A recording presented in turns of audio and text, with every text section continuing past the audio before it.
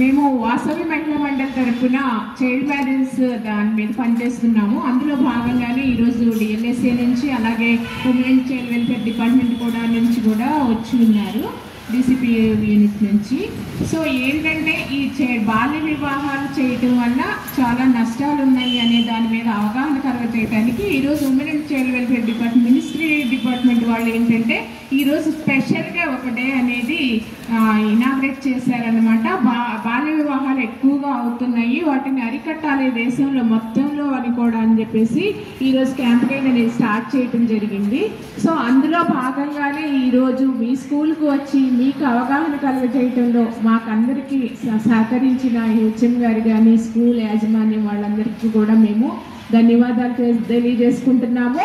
బాల్య వివాహాలు ఎందుకు చేసుకోకూడదు అనేది చెప్పారు. ఇంచుమించు ఏంటంటే బాల్య వివాహాలు చేసుకోవటం వల్ల అనేక నష్టాలు ఉన్నాయి.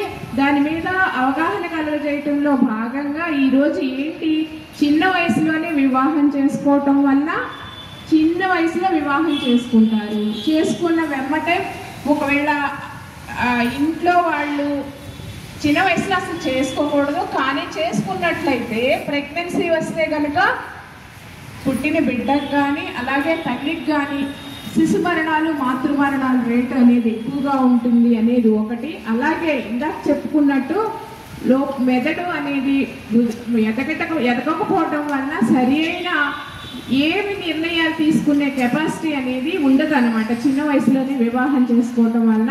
సో అందువల్ల ఇంకా చాలా నష్టాలు ఉన్నాయి బాల్య వివాహం చేసుకోవటం వల్ల.